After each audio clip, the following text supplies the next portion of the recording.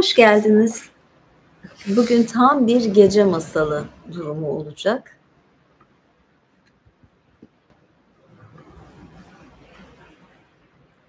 Ne kadardır böyle seyahat içinde olunca, kalabalıklar içinde olunca pek de canlı yayın açamadım. Bir de bir ara internet gerçekten çok kötüydü.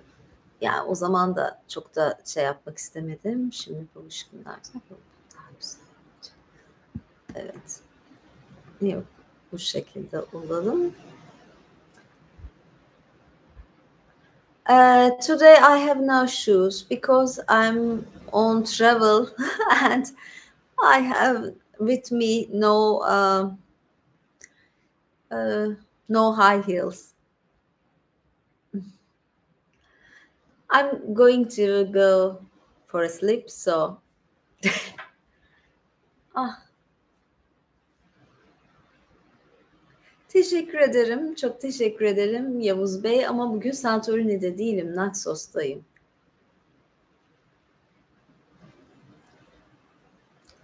Bare feet, yes. Hop. Dalga seslerini duyuyor musunuz?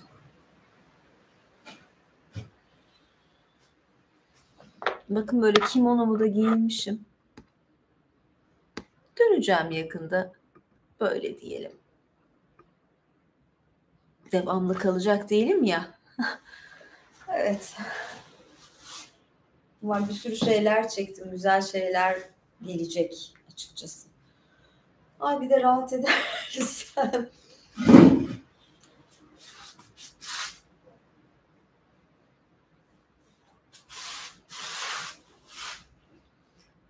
Ama tabii Santorini'nin bayağı her şeyin, her yerini keşfettim diyebilirim. Şimdi size bir dalga sesleri eşliğinde bir Yunan masalı okuyacağım. Yunan masallarında bolca peri teması var. Birkaç tane de böyle devamlı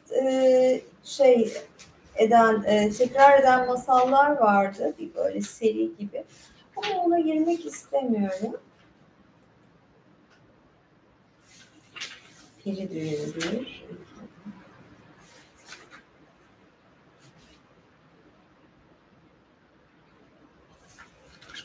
Tamamen perilerle ilgili Yunan masalları.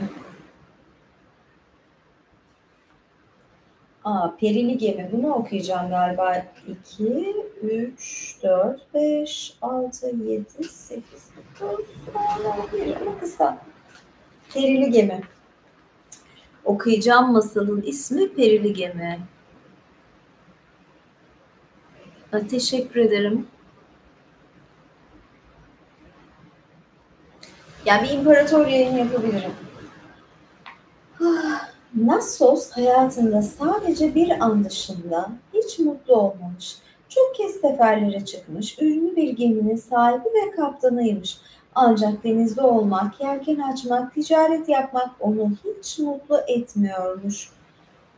Geminin tayfası olan iri kıyım İpsara yerlileri onu çok ürkütüyormuş. Ancak asil bir ailenin en büyük erkek evladı olarak ölen babasının yerine bu geminin kaptan köşkünde dimdik durmak zorundaymış. Acaba ben bu masalı okudum mu? Sanki okudum gibime geliyor, bir saniye. Evet ya, bu kızı almalı bir şeydi. Bunu okumayacağım çünkü bunu okudum sanki.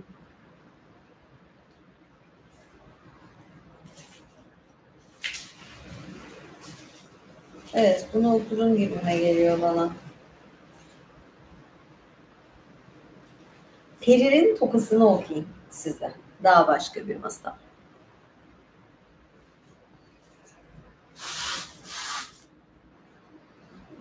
Yoksa sohbet mi yapalım masal okumak yerine? Ne dersiniz?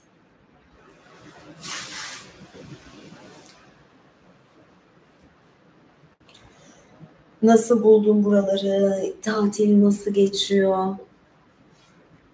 Çok geç kaldım değil mi? Ama niye, ilk başta bayağı insan vardı. Şimdi niye gittiniz? Sohbet deyince bakın daha geldiniz.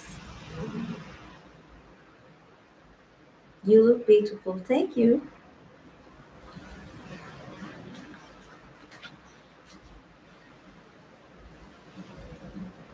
Yani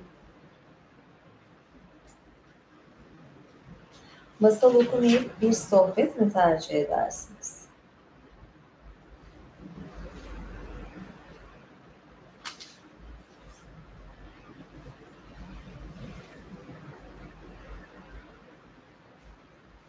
Evet, peri tokasını okuyayım en iyisi. 63.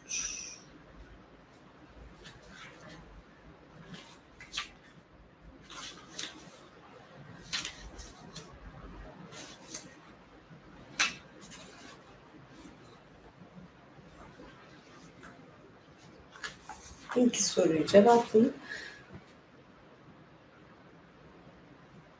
Evet, burada da hava soğudu. Yani bugün daha çok soğudu. Masala devam diyorsunuz. Tamam. Kıvırcık saçlı balıkçı Galanis gözlerini açtığında kendisini alelacayip kayalık bir mağaranın girişinde bulmuş. Mağara ağzındaki duvarlardan birine yaslanmış, sersemlemiş halde yeni sönmekte olan şafağı ve onun altında soluk soluk parlayan denize bakıyormuş. Üstelik çok yorgunmuş. Coşkulu bir eğlenceyle geçen uzun bir gecenin ardından insanın üstüne çöken türde bir yoğunlukmuş bu. Nasıl gelmiş ki buraya? Zaten burası neresiymiş? Galanis yaslandığı yerde hareketsiz, şaşkın bir halde durmaya devam ederken yükselen güneşin ışıkları İtaka adasını aydınlatmış. Aşağısındaki kıyıdan balıkçıların sesleri, tepelerden köpeklerin havlamaları duyulmaya başlamış ve bu sesler Galanis'e kayalıklara demir atmış halde duran balıkçı teknesine dönmesi gerektiğini hatırlatmış. Nereye gittiğini çok da bilmeden birkaç adım atmış, o anda bir ışık gözünü almış ve Galanis tökezleyip yere düşmüş. Ayağının dibinde mücevher kakmalı bir saç dokası olduğunu görmüş. Boylu boyunca devrildiği yerden gözünü alan ışık bu tokadan yansıyormuş. O anda zihnine bazı görüntüler, sesler akmaya başlamış. Doğrulmuş, tokayı yerinden alarak elinde şöyle bir çevirmiş ve parlak saçlarının üzerinde bu tokayı taşıyan bir kadın gelmiş aklına belli belirsiz bir görüntü olarak.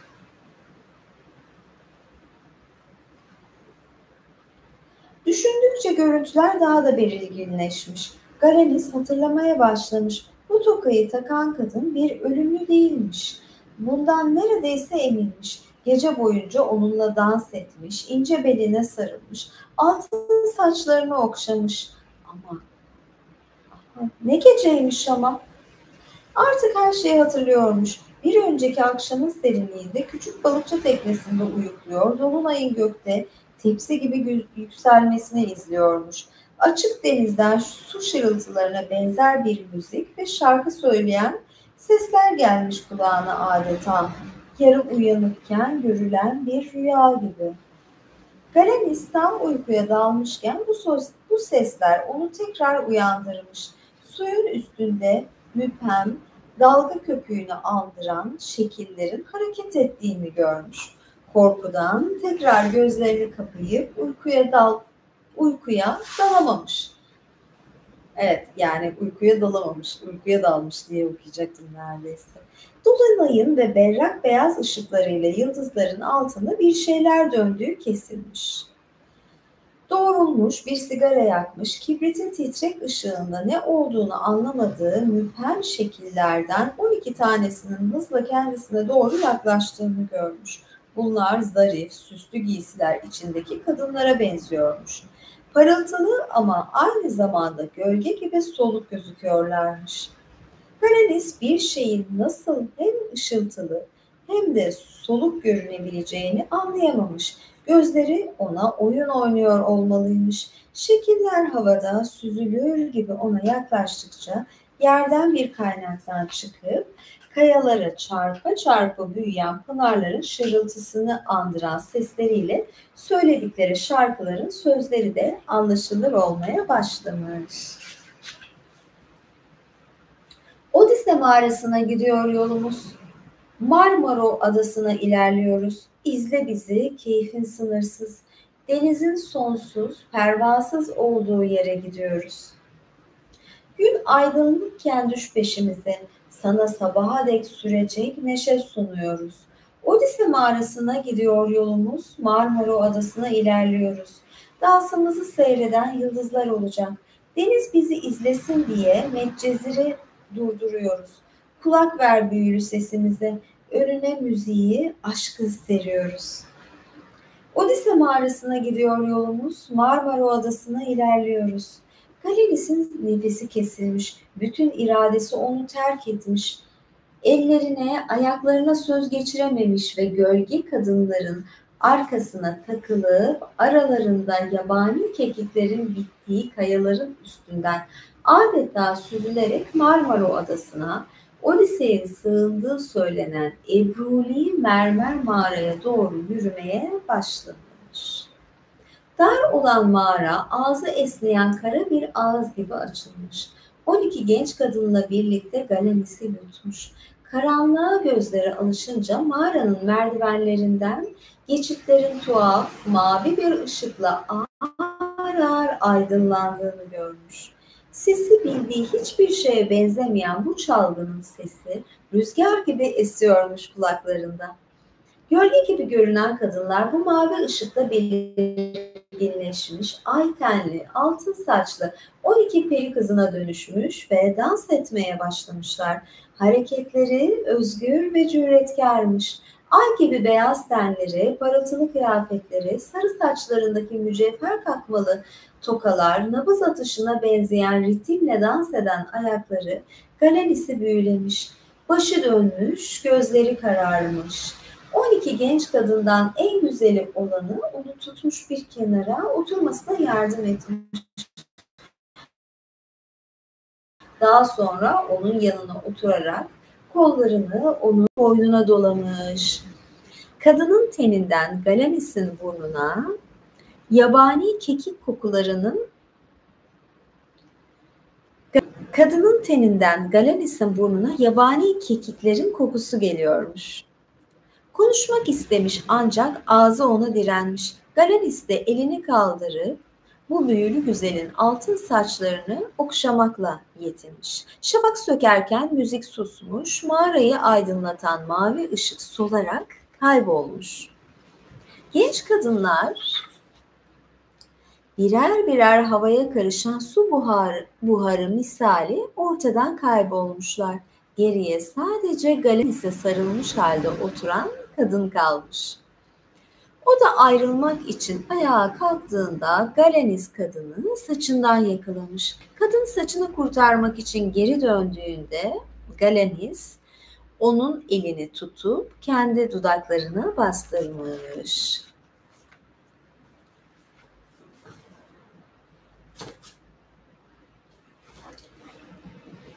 Evet, heyecanlı yerde kaldık. Şöyle düzgün oturamadım.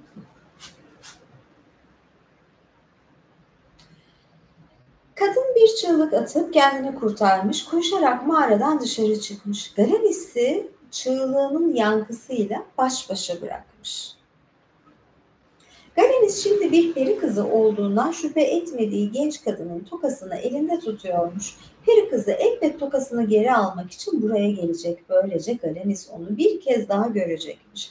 Bu sefer onunla konuşmaya niyetliymiş. Ona sarılacak ve bir daha asla bırakmayacakmış. Mücevher kakmalı tokayı kuşağına sıkıştırmış. Balıkçı teknesine dönüp işinin başına geçmiş. Galanis peri kızını tekrar görmek için o kadar sabırsızlanıyormuş ki o gün güneş batana kadar geçen süre ona bir ömür gibi gelmiş. Nihayet hava kararmış, Galanis balıkçı teknesini Marmara Adası'nın sahiline demirlemiş. Koşarak tepe yukarı tırmanarak mağarayı bulmuş. Oraya oturup beklemeye başlamış ama o gece bir önceki geceye hiç benzemiyormuş. Ne suların üstünde ne kayaların arasında olağan dışı bir şeyler varmış. Ayın altındaki dünya bir önceki gece olduğu gibi Hareketle, seslerle dolu değilmiş, terk edilmiş yerlere özgü bir sessizlik hakimmiş ortada. Saatler geçmiş. Karadeniz en sonunda uyuyakalmış. Kıyıdaki balıkçıların ve tepedeki köpeklerin sesleriyle uyandığında güneş doğuyormuş. Peri kızı geri gelmemiş. Galenis'in içi sıkılmış. Ümitsizce elinde tutmakta olduğu tokayı evirip çevirmiş. O gün balığa çıkmamış. Bütün gün tepelerde, kayalıklarda gezinip peri kızını bir daha görüp göremeyeceğini düşünmüş endişeyle. O akşam erkenden mermer mağaranın girişine oturup beklemeye başlamış. Yüreğinin derinliklerinde ufacık bir ümit zerresiymiş onu buraya getiren. Bu kez uyuyakalmamak için peri kızıyla geçirdiği o güzel geceyi tekrar tekrar hayalinde canlandırmış. Saatler sonra kayaların arasında süzülür gibi ilerleyen ayak seslerini duymuş. Daha sonra loş, titrek bir ışık yaklaşmış ona. Galanis ayağa kalkmış. Bu gelen peri kızıymış. Tüm kalbiyle aşık olduğu tek varlık. Kollarını uzatıp ona sarılmak istemiş. Yani bakın şöyle bir şey diyeceğim. Önceden de bu peri masallarını okudum. Bunların ortak özelliği ne biliyor musunuz? İnsanlar perilere aşık oluyor ve bir şeylerini almaya falan onları elde etmeye çalışıyorlar ama genelde başaramıyorlar. Bir de zarar görüyorlar. Bakalım bunda ne olacak? Yani çok da zorlamayın bence diyeceğim perilere karşı. Nerede kaldın? Neden gözümü yollarda bıraktın demiş müşfik bir sesle. Bir de hesap soruyor periye. Ancak peri kızı konuşmamış. Üstelik birlikte geçirdikleri gecede olduğu gibi gülümsemiyormuş. Haklı. Gözlerinde keder varmış. Galenis'in kollarını eliyle iteklemiş. Saç tokam nerede? Diye sormuş. Buz gibi bir tavırla. Haklı. Bu gece benimle dans etmeyecek misin diye sormuş Galenis. Yüreği endişeyle pır pır ederek. Tokamı geri ver diye çıkışmış peri kızı bu soruyu duymazdan gelerek. Ne oldu böyle demiş Galanis feryat edercesine. Bilmeden seni üzecek bir şey mi yaptım yoksa? Hırsızlık yapıyor, tokasını çalıyor. Ondan sonra bir de şey diyor yani.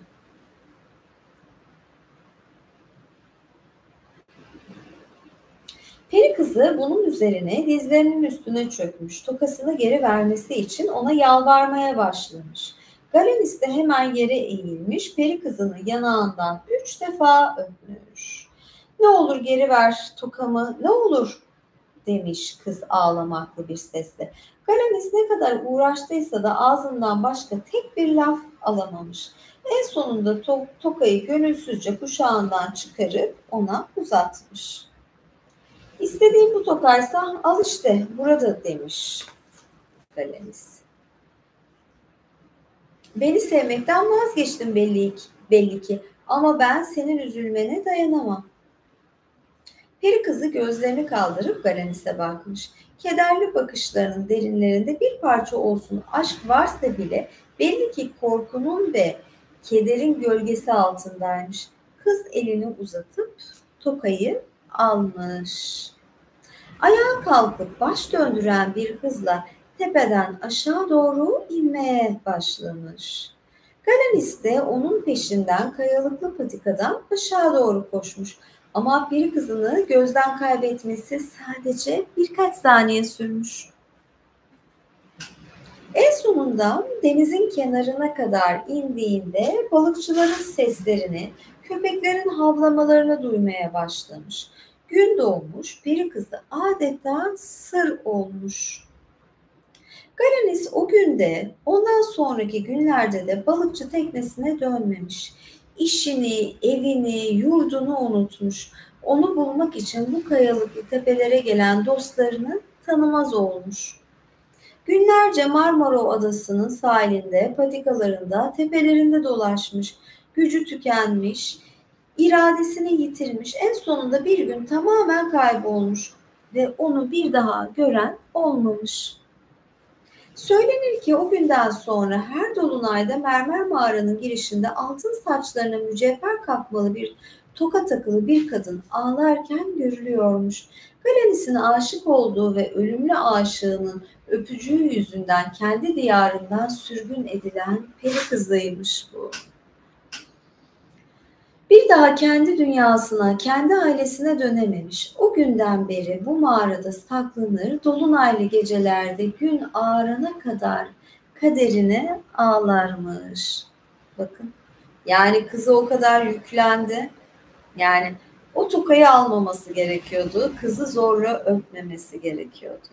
Ne oldu? Yani peri kızının ahı tuttu. Peri ailesinden sürgün edilince yani o adam da zaten kendi diyarından sürgün edildi, teknelere çıkamadı, hayatı kaydı. Ya bazen uymuyor, bazen bir şeyler ne yaparsanız yapın uymuyor.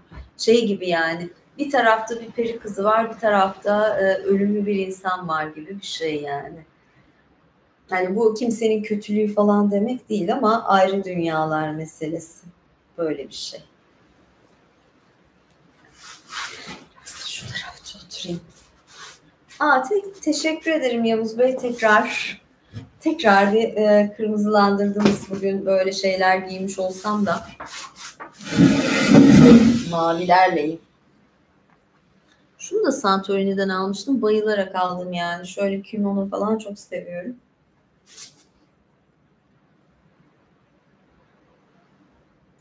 Ben bir peri kızı mıyım, yoksa masal prensesi mi, yoksa arzu kraliçesi mi? Peri kızı olmayı tercih ederim. Şu an biraz masal prensesiyle arzu kraliçesi arasındayım yani. Durumum bu. Gerçekliğe bakarsanız gerçek olarak böyle oluyor. Subtitles? Yes, there will be subtitles tomorrow. Because I can't put subtitles in this night. Oh. Bikini var içinde canım. Evet.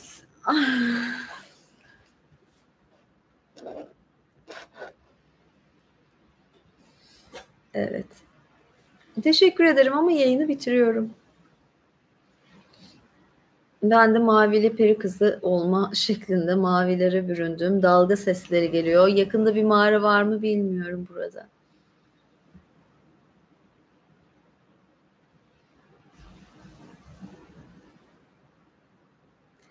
Ya işte aynen katılıyorum. Ne güzel yazdınız Yavuz Bey. Yani bu festivaller, çoluk çocuk, o birlik, dayanışma ve eğleniyorlar. Yani günlerdir düşünün. Ben Yunanca artık kelime kelime öğrenmeye başladım. Bir tane çeviri programı şey yaptım, indirdim. O çeviri programında açıyorum, basıyorum. İnsanlar Yunanca konuşurken oradan çevirebildiğini çeviriyor. Ya ama yani ne kadar gülme oluyor. Bazen Yunanca espriler yapıyorlar, ben de gülüyorum. Yani ortamda bunu hissediyorsun. Hani kalabalık ve eğlenceli ortamlar oluyor. Biz bu neşemizi kaybetmişiz. En kötü olan durum bu. Semt mi? Naxos. Semt.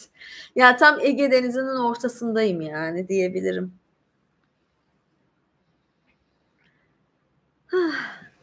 Ayakta görseydiniz başka zaman. Böyle diyorum Yavuz Bey diyorum. Öyle hoşuma gidiyor. Ayrıca kendisi benim en eski takipçilerimdendir. Şeylerdendir. İmparator üyemdi önceden. Yani hem böyle sadık, böyle güzel buraları kırmızılandıran iyi bir üyemdir yani. Bu da böyle bir saygı çerçevesinde bir konuşma olduğu için Yavuz Bey diyorum. Yavuz Bey zırhlısı mı vardı? Yavuz zırhlısı. Evet. Birileri de ne yazıyor işte. Yani ne diyeyim, yoksa tanımıyorum, birebir tanışmadım. Evet, bu geceki yayın da burada bitiyor. O zaten 12.30 olmuş. Hadi iyi geceler.